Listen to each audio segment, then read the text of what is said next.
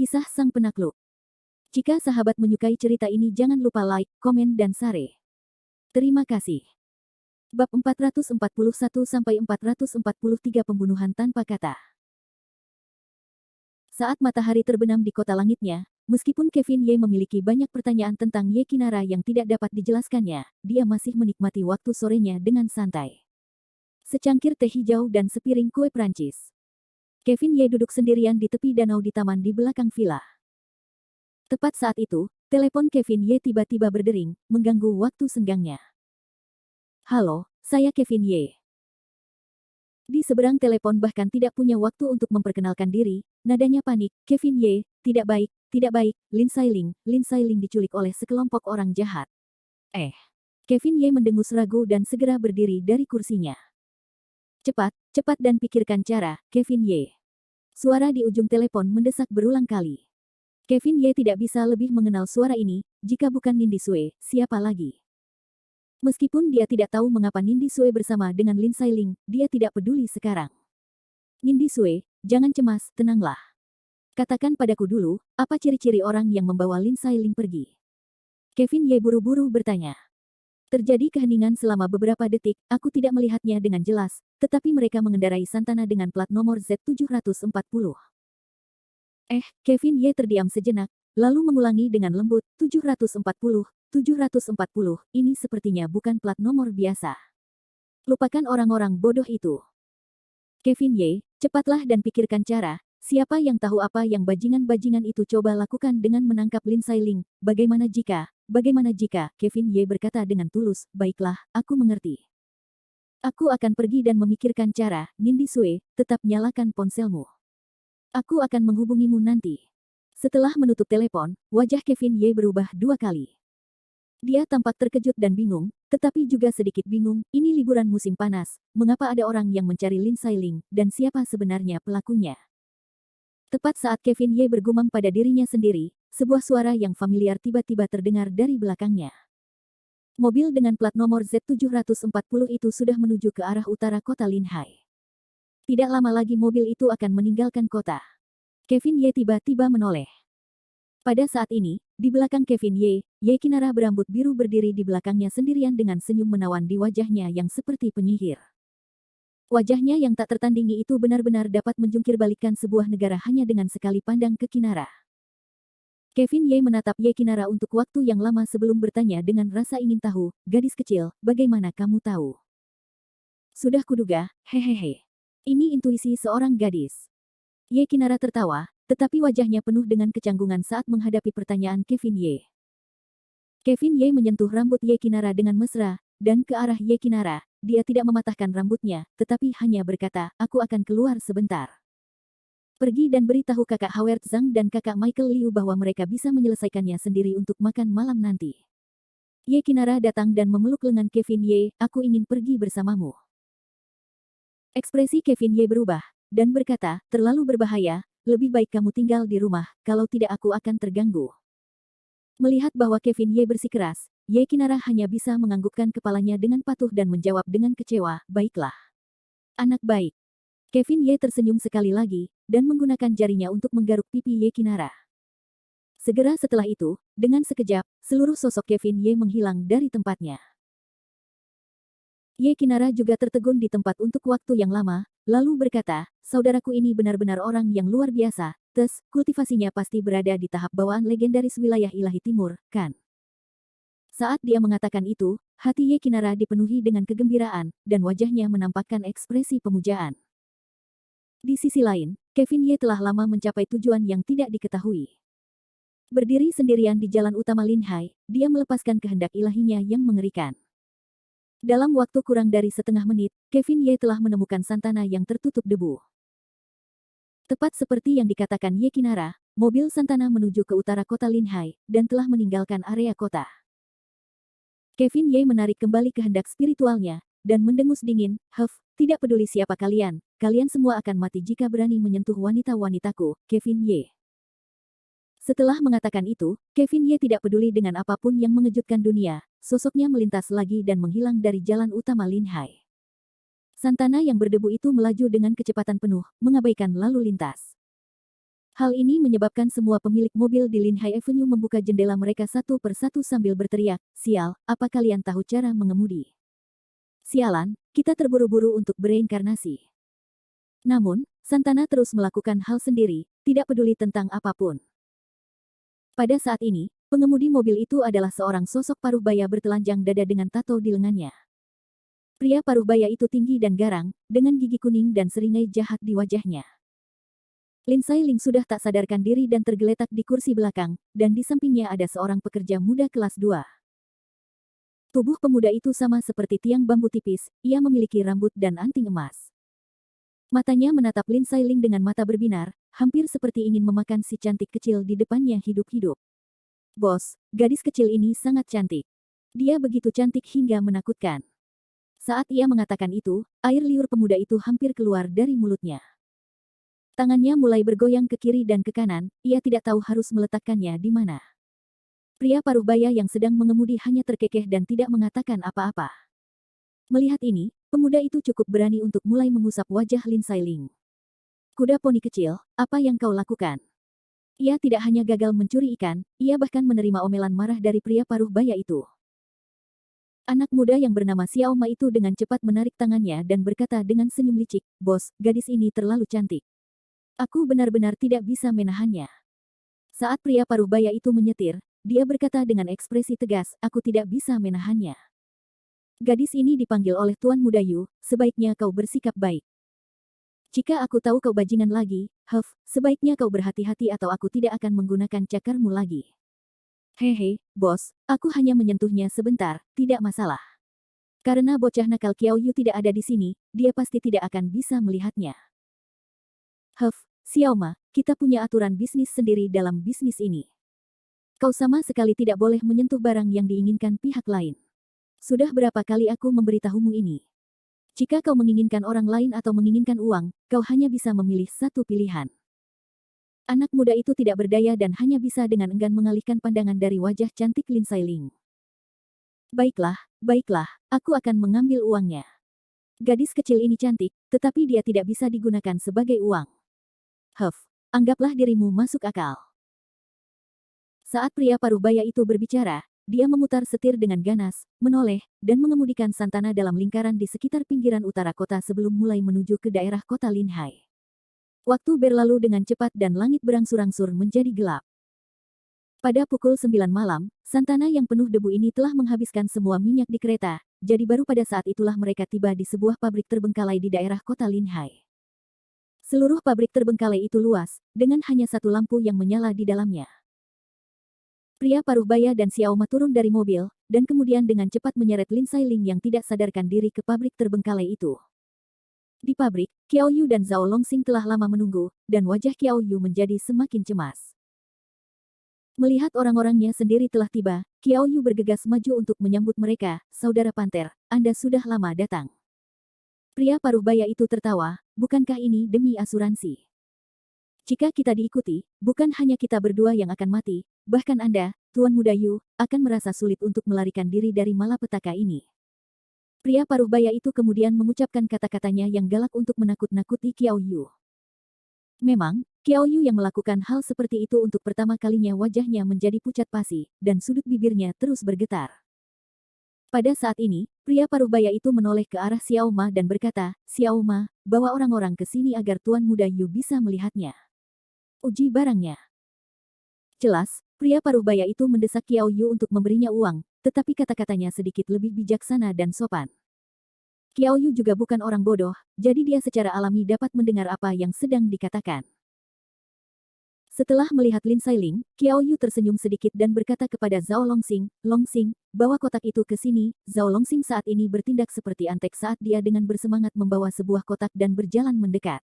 Kotak itu terbuka. Di dalamnya, ada setumpuk bulu kakek, yang jumlahnya beberapa ratus ribu. Itu awalnya adalah penculikan sederhana, tetapi di tangan Qiao Yu dan saudara Panter, itu seperti masalah besar. Setelah kedua belah pihak memeriksa barang-barang mereka, saudara Panter mengangguk puas dan mengambil kotak itu. "Baiklah, Tuan Muda Yu, saya juga akan menerima uangnya. Saya tidak akan mengganggu hiburan Anda malam ini. Saya berharap Anda menikmati malam yang menyenangkan." "Tentu saja, Lain kali kau harus mengurusiku. Qiao Yu tertawa puas, tentu saja, tentu saja. Kakak Panter, jaga dirimu baik-baik. Sambil melambaikan tangannya dengan percaya diri, Kakak Panter berkata kepada kuda poni kecil itu, baiklah, kuda poni kecil, tugas kita sudah selesai, ayo pergi. Namun saat itu, tatapan Xiao Ma kosong, menatap Lin Sailing yang pingsan di tangan Zhao Longxing, dia menelan ludahnya dengan enggan. Tepat saat transaksi hampir berakhir dan kedua belah pihak bersiap untuk pergi, sebuah suara dingin terdengar dari kegelapan. Mundur. Sudah terlambat untuk pergi sekarang. Suara ini mengejutkan mereka berempat. Bagaimanapun, mereka sedang melakukan transaksi penculikan. Jika mereka ketahuan, mereka akan tamat. Siapa itu? Siapa yang mempermainkan kita di sini? Kakak Panter adalah pria yang berpengalaman. Dia segera mengeluarkan pisau pendek dan bertanya dengan suara keras. Di ujung kegelapan, sosok hitam itu hanya mencibir, saya di sini untuk mengantarmu pergi. Sebelum Brother Panther sempat bereaksi terhadap apa yang telah terjadi, sesosok muncul di depannya seperti kilatan petir dan mencengkeram lehernya. Dia bahkan tidak bisa bernapas. Tidak lama kemudian, Brother Panther terinjak hingga tewas begitu saja. Kevin Ye. Pada saat ini, di bawah cahaya redup, Qiao Yu dan Zhao Longxing akhirnya mengenali orang yang datang. Mereka hanya tahu bahwa Kevin Ye bisa bertarung, tetapi mereka tidak pernah menyangka bahwa Kevin Ye sebenarnya begitu kejam. Dia tampak seperti iblis. Bab 442 apakah Anda punya ide? Qiao Yu tiba-tiba punya firasat, bahwa Kevin Ye bahkan bukan manusia, dia ada di mana-mana. Tidak peduli hal buruk apa yang akan dia lakukan, sepertinya Kevin Ye akhirnya akan muncul. Hal ini membuat Qiao Yu memiliki rasa takut yang wajar. Namun, sekarang bukan saatnya untuk membicarakannya. Saudara Panter, suatu bentuk kehidupan tiba-tiba menghilang tepat di depan mataku. Membunuh orang itu sendiri jauh lebih menakutkan daripada Kevin Ye. Pada saat ini, Saudara Panter sedang berbaring diam di rumput bengkel yang terbengkalai. Matanya masih terbuka lebar saat dia menatap Qiao Yu. Di langit malam yang gelap, udara tampak mengembun secara tiba-tiba. Setelah beberapa lama, Qiao Yu dan Zhao Longxing akhirnya sadar kembali. Zhao Longxing memanggil mereka terlebih dahulu, tetapi karena rasa takut yang berlebihan, tenggorokannya tidak bisa menahan diri untuk tidak menjadi serak, dan dia tidak dapat mengeluarkan suara. Bunuh dia, bunuh dia. Kevin Ye, kamu bunuh dia. Mata Qiao Yu yang begitu takut sehingga menjadi kosong untuk waktu yang lama akhirnya menyala. Pada saat ini, ketakutan Qiao Yu membawa kegembiraan yang tak terlukiskan, dan dia tertawa keras, hahaha, Kevin Ye, kamu membunuh seseorang. Ye bodoh, kamu tamat, sekarang tamat. Aku akan menelepon polisi, polisi akan menangkapmu. Setelah mengatakan itu, Qiao Yu mengeluarkan ponselnya sambil gemetar.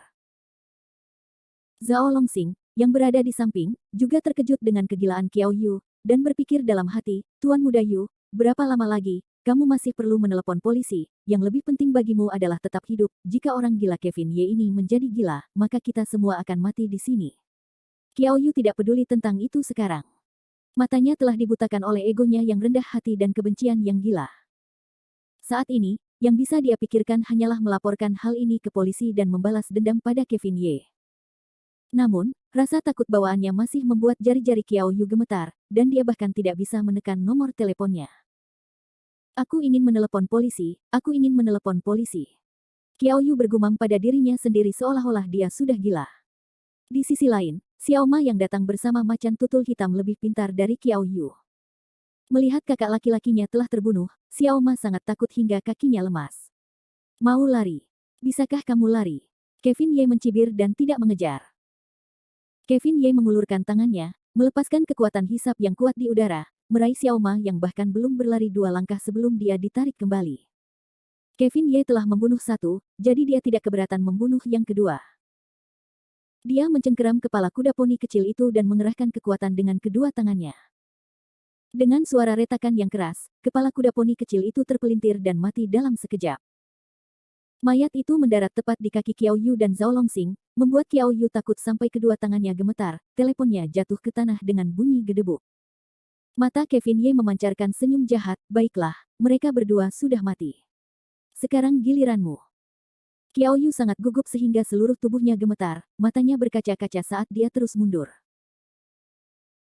Zhao Longsing bahkan lebih berlebihan lagi, dia langsung berlutut di tanah dan bersujud dengan ganas ke arah Kevin Ye, Kevin Ye, Kevin Ye, kasihanilah, culik, culik, itu semua adalah rencana Tuan Muda Yu, oh tidak, itu ide Kiao Yu, itu tidak ada hubungannya denganku.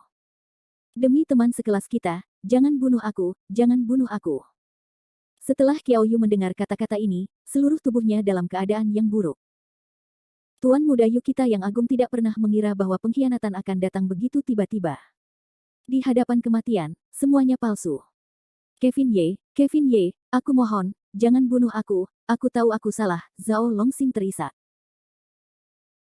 Namun, Kiao Yu saat ini secara tidak biasa memarahi Kevin Ye bodoh, tidak buruk, akulah yang memerintahkan Tuan Muda ini untuk menculik Lin Sailing, dan apa yang dapat kamu lakukan pada Tuan Muda ini, apakah kamu benar-benar berani membunuh Tuan Muda ini? Jika kamu membunuh Tuan Muda ini, kamu tidak akan lebih baik. Kata-kata Kiao Yu tidak diragukan lagi membuat Kevin Ye semakin marah.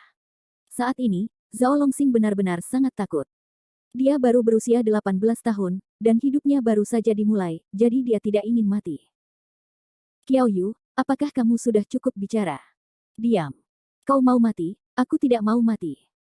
Dengan keberanian, Zhao Longsing berteriak pada Kiao Yu. Kiao Yu tidak pernah menyangka bahwa Zhao Longsing yang selama ini mengikutinya, seperti anjing puk, benar-benar berani berbicara kepadanya seperti ini. Zhao Longsing, kau berani memberontak terhadap surga, kau hanya seekor anjing di sisiku, sekarang kau bahkan berani menggertakku, aku akan membunuhmu. Saat dia mengatakan itu, Kiao Yu melemparkan dirinya ke arah Zhao Longsing, dan keduanya langsung menerkam satu sama lain dan beradu. Melihat anjing ini menggigit anjing, dengan mulutnya yang penuh bulu, niat membunuh di hati Kevin Ye tiba-tiba menghilang. Sebagai gantinya, sebuah rencana jahat tiba-tiba muncul di benak Kevin Ye. Kematian sampah seperti kuda macan hitam sudah merupakan hukuman terbesar, tetapi bagi tuan muda yang kaya seperti Kiao Yu, kematian bukanlah hukuman terburuk. Ada hal yang lebih menyakitkan yang menanti mereka di dunia ini daripada kematian. Di hadapan Kevin Ye, Kiao Yu dan Zhao Longsing bertarung dengan satu tinju dan satu tendangan, keduanya bagaikan sampah pertempuran. Tak lama kemudian, wajah Kiao Yu dan Zhao Longsing memar dan bengkak, dan mereka tampak sangat berbeda satu sama lain. Kevin Ye hanya melipat tangannya di dada dan melihat dari samping, senyum di wajahnya menjadi lebih jahat.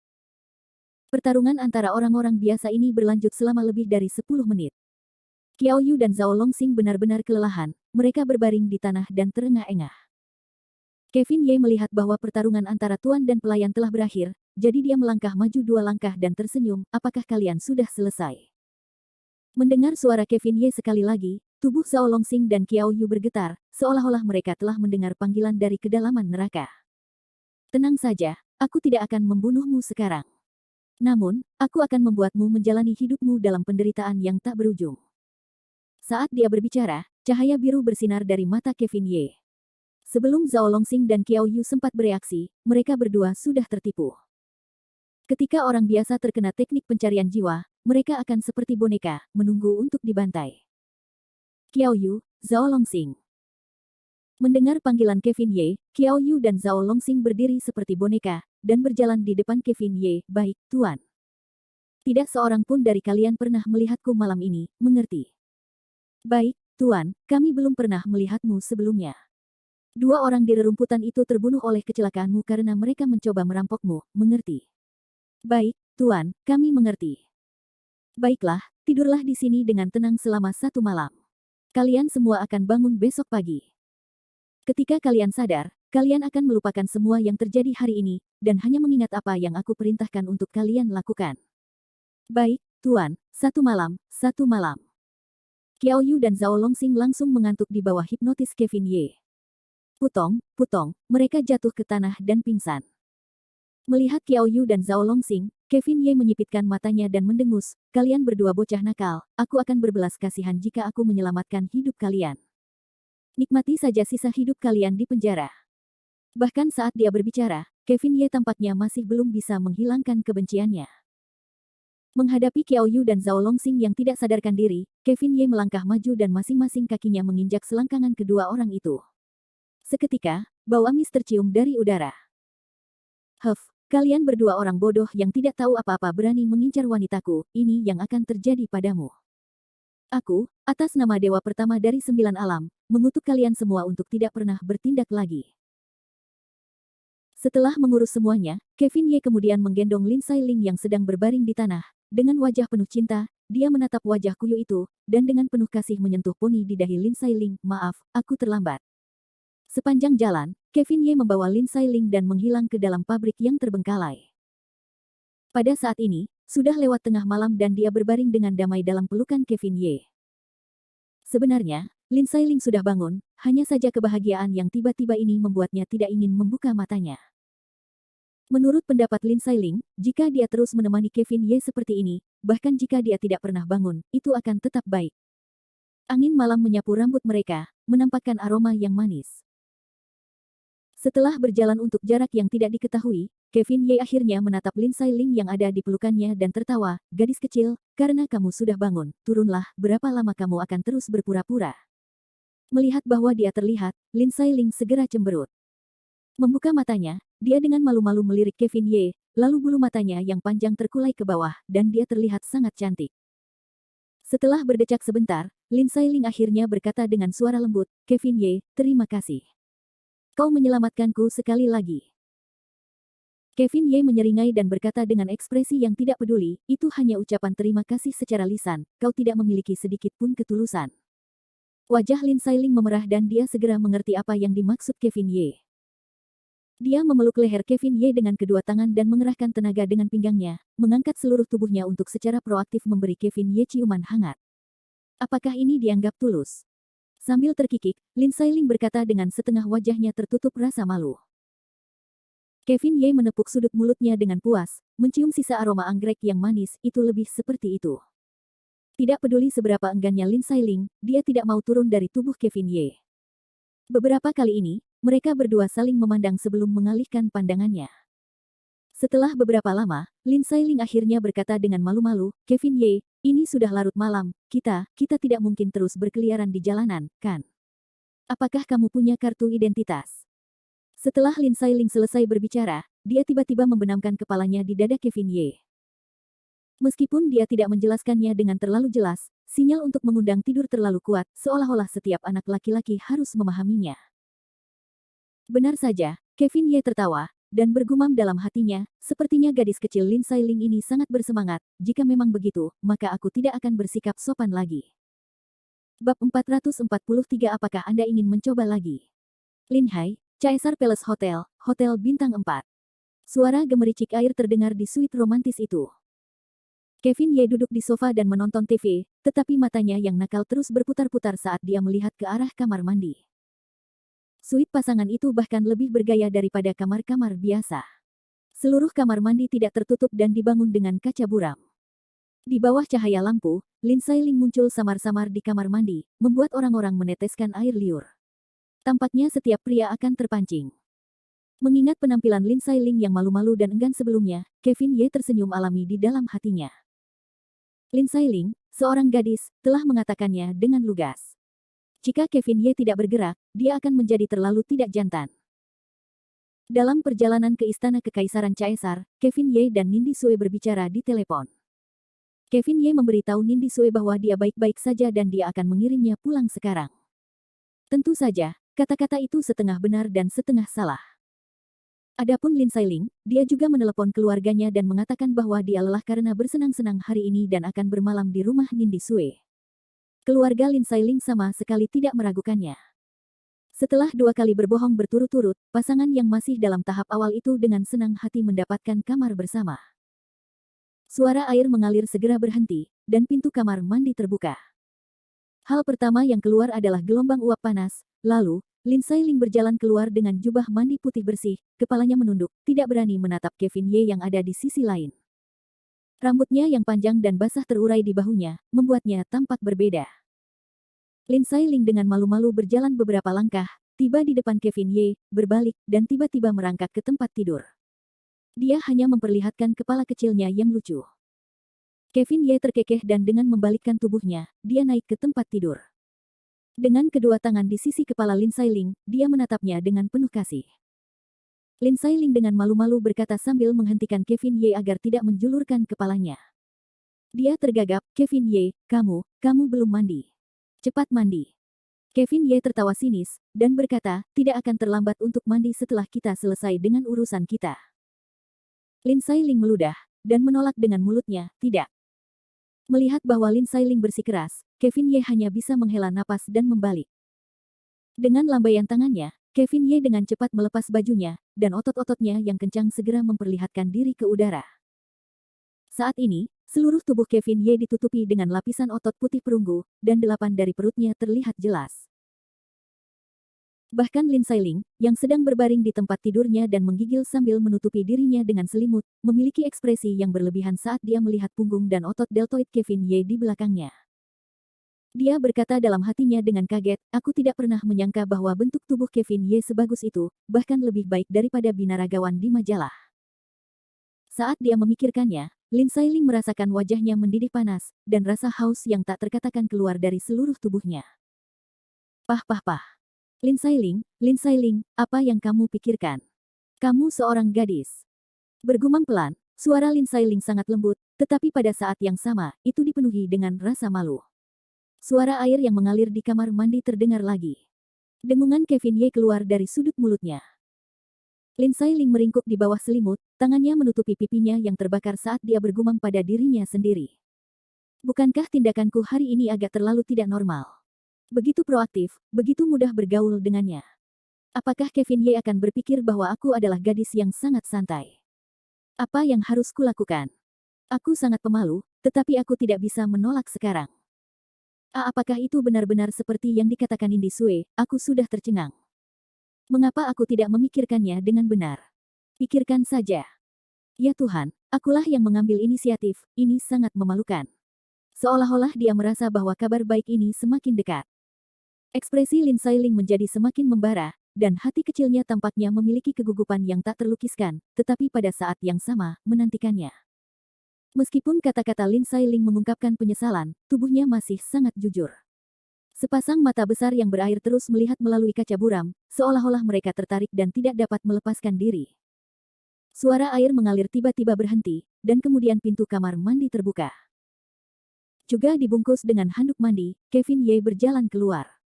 Kevin Ye yang baru saja selesai mandi tampak lebih menawan dari sebelumnya. Kevin Ye sudah lama tidak melihat pria dan wanita, jadi dia duduk santai di sisi tempat tidur dan berbaring di sisi Lin Sailing. Tangannya menyeret kepalanya yang basah, dan senyum menggantung di sudut mulutnya. Sayang, kamu sudah menunggu terlalu lama. Ketika Kevin Ye mendengar harta karunnya, dia sangat malu sehingga dia meringkuk di atas dada Kevin Ye yang panas membara. Kevin Ye tertawa sinis saat dia mengangkat wajah kecil Lin Sailing yang imut dengan telapak tangannya dan mencondongkan wajah tampannya ke atasnya. Namun, tepat saat Kevin Ye hendak melangkah maju, mulutnya tersentak hebat. Segera setelah itu, arus listrik mengalir melalui tubuh Kevin Ye, mencegahnya melangkah maju. Di dalam kamar pasangan yang sangat romantis itu, cahaya putih susu terpancar dari tubuh Lin Sailing, dan bunga teratai putih itu semurni salju. Setelah itu, dengan suara keras, tubuh Kevin Ye langsung terlempar keluar, dan menghantam dinding di seberang tempat tidur dengan keras. Untungnya, Kevin Ye memiliki 9 revolusi Dewa Iblis dan tubuh Dewa Iblis, kalau tidak, dia pasti sudah tersambar petir oleh mana yang mengerikan ini. Menghadapi situasi yang tiba-tiba seperti itu, Lin Sailing yang berada di tempat tidur juga terkejut, dia tidak tahu apa yang telah terjadi, dan langsung duduk dengan hampa. Setelah beberapa saat, Lin Sailing menjerit dan segera bergegas ke sisi Kevin Ye dan bertanya dengan cemas, Kevin Ye, kamu baik-baik saja? Kevin Ye mengusap bagian belakang kepalanya yang sakit, dan berdiri. Madan, aku tahu mereka semua memiliki segel mana, tetapi aku tidak menyangka bahwa dalam keadaan sukarela seperti itu, segel itu akan aktif secara otomatis. Sungguh tindakan yang tidak biasa. Aku benci segel sialan ini. Kevin Ye melanjutkan, tetapi ketika Lin Sailing mendengar kata-kata ini, seolah-olah dia sudah gila. Lin Sailing menatap Kevin Ye dengan gugup, menyentuh dahi Kevin Ye dan berkata, Kevin Ye, kamu baik-baik saja. Kevin Ye menghela napas panjang lega dan berkata, tidak apa-apa, itu hanya kecelakaan tadi, kecelakaan kecil. Melihat bahwa Kevin Ye telah kembali normal, Lin Sailing menghela napas lega. Lin Sailing tersipu saat dia menundukkan kepalanya dan berkata, Kevin Ye, Aku telah membaca di buku-buku bahwa untuk pertama kali tidak akan semudah itu untuk berhasil. Mengapa kita tidak mencoba lagi? Saat dia mengatakan itu, wajah Lin Sailing memerah dan dia menatap Kevin Ye dengan penuh harap. Kevin Ye tertawa sinis. Meskipun dia masih takut pada segel yang mengerikan itu dari lubuk hatinya, sejujurnya, Kevin Ye masih tidak mau. Baiklah, kalau begitu mari kita coba lagi. Kevin Ye sudah sepenuhnya siap kali ini, dan dipenuhi dengan rasa percaya diri. Namun, Kevin Ye masih meremehkan kekuatan segel itu, dan pemandangan mengerikan dari sebelumnya kembali terulang di kamar pasangan itu. Tubuh Kevin Ye dihantam oleh kekuatan yang sangat besar, dan terlempar keluar, menghantam dinding. Pada saat yang sama, bunga teratai putih muncul sekali lagi, mekar dengan cahaya yang menyilaukan. Kevin Ye tidak dapat menahan diri untuk tidak melihat ke arah tempat tidur teratai putih yang berputar. Dia tiba-tiba berdiri dan menggeram, lalu melangkah maju lagi. Tempat tidur teratai putih dan Kiroh yang kacau saling beradu sekali lagi. Sial, aku tidak percaya itu, aku tidak bisa menghancurkan segel ini. Namun, Kevin Ye saat ini masih terlalu lemah, dan setelah beberapa saat dia benar-benar kelelahan, dan dengan suara honglong, dia sekali lagi terlempar oleh kekuatan itu. Adapun Lin Sailing, setelah kilatan cahaya putih itu, dia jatuh ke tanah, tak sadarkan diri. Mungkin karena segel pelindungnya telah rusak terlalu parah, menyebabkannya memantul. Sekali lagi melangkah dari dinding, Kevin Ye terengah-engah. Melihat Lin Sailing yang tak sadarkan diri di lantai, wajahnya menunjukkan jejak ketidakberdayaan. Sial, aku benar-benar tidak menyangka kursi ini telah menggali lubang untuk dirinya sendiri. Teknik penyegelan ini tampaknya telah diberikan kepada mereka olehku saat itu. Sekarang, saatnya untuk berurusan denganku. Untungnya aku memiliki 9 revolusi Dewa Iblis untuk melindungi tubuhku, kalau tidak aku akan cegukan sejak lama. Kevin Ye membenturkan kepalanya, mengambil sebatang rokok dari dalam pakaian yang berserakan, menyalakannya, dan mengembuskan asap. Perasaan seperti ini, di mana orang bisa melihat dengan mulut mereka bahwa mereka tidak bisa memakannya, seperti kucing yang menggaruk hatinya, menyebabkan Kevin Ye merasa seperti akan pingsan. Sambil mendesah berat, Kevin Ye tidak mencoba lagi. Bagaimanapun, Kevin Ye terlalu akrab dengan proses penyegelan. Aku bisa merasakan kekuatan segel ini. Aku setidaknya harus mencapai puncak tahap abadi duniawi sebelum bisa menghancurkannya sekaligus. Tingkat kultivasiku saat ini masih terlalu rendah.